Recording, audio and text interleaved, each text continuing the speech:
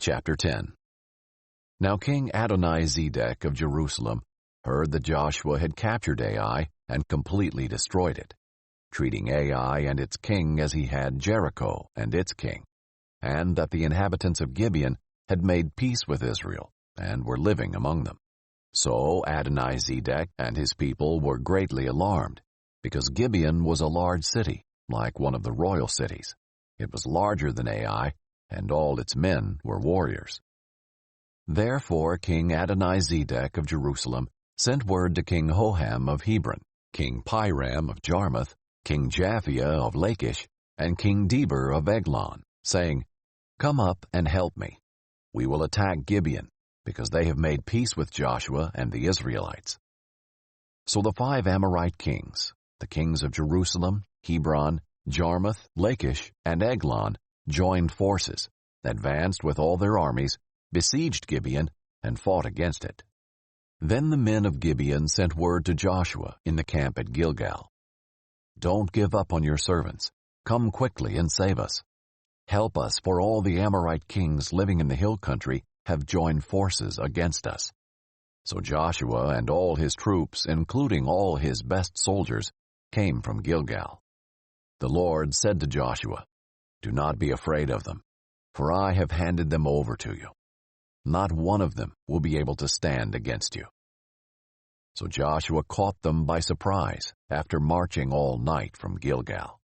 The Lord threw them into confusion before Israel.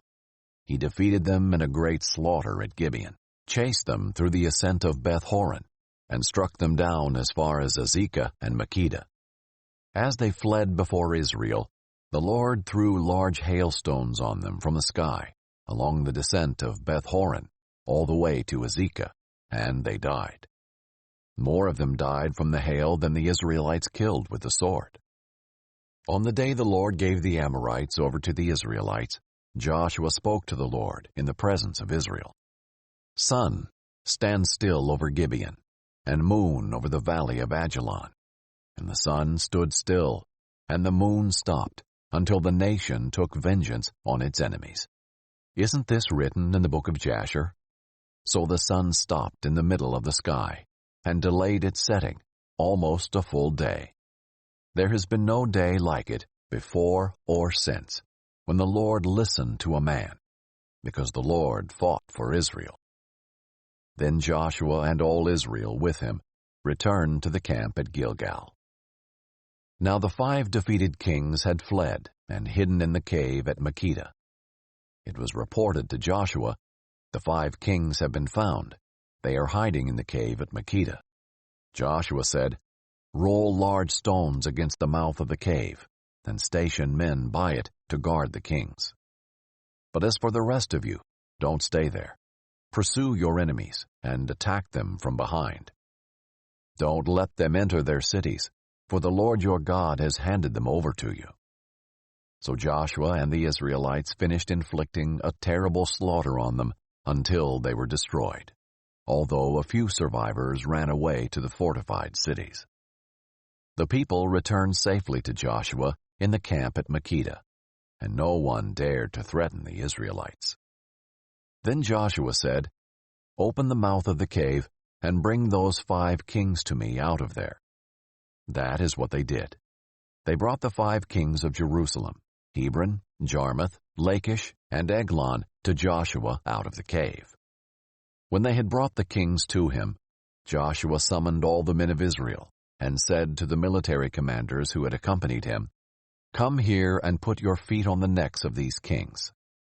So the commanders came forward and put their feet on their necks.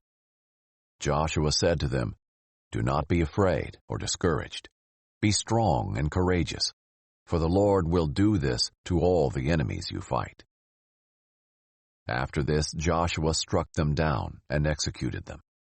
He hung their bodies on 5 trees, and they were there until evening. At sunset, Joshua commanded that they be taken down from the trees and thrown into the cave where they had hidden. Then large stones were placed against the mouth of the cave, and the stones are still there today. On that day Joshua captured Makkedah and struck it down with the sword, including its king. He completely destroyed it and everyone in it, leaving no survivors. So he treated the king of Makkedah as he had the king of Jericho. Joshua and all Israel with him crossed from Makkedah to Libnah and fought against Libnah. The Lord also handed it and its king over to Israel. He struck it down, putting everyone in it to the sword, and left no survivors in it. He treated Libnah's king as he had the king of Jericho. From Libnah, Joshua and all Israel with him crossed to Lachish. They laid siege to it and attacked it. The Lord handed Lachish over to Israel, and Joshua captured it on the second day. He struck it down, putting everyone in it to the sword, just as he had done to Libnah. At that time King Horam of Gezer went to help Lachish, but Joshua struck him down along with his people, leaving no survivors. Then Joshua crossed from Lachish to Eglon, and all Israel with him. They laid siege to it and attacked it. On that day they captured it and struck it down, putting everyone in it to the sword. He completely destroyed it that day, just as he had done to Lachish. Next Joshua and all Israel with him went up from Eglon to Hebron and attacked it. They captured it and struck down its king, all its villages, and everyone in it with the sword. He left no survivors, just as he had done at Eglon. He completely destroyed Hebron and everyone in it. Finally Joshua turned toward Debir and attacked it, and all Israel was with him. He captured it, its king and all its villages. They struck them down with the sword and completely destroyed everyone in it, leaving no survivors. He treated Debir and its king as he had treated Hebron, and as he had treated Libnah and its king. So Joshua conquered the whole region, the hill country, the Negev, the Judean foothills, and the slopes, with all their kings, leaving no survivors. He completely destroyed every living being, as the Lord, the God of Israel, had commanded. Joshua conquered everyone from Kadesh Barnea to Gaza, and all the land of Goshen as far as Gibeon. Joshua captured all these kings and their land in one campaign, because the Lord, the God of Israel, fought for Israel.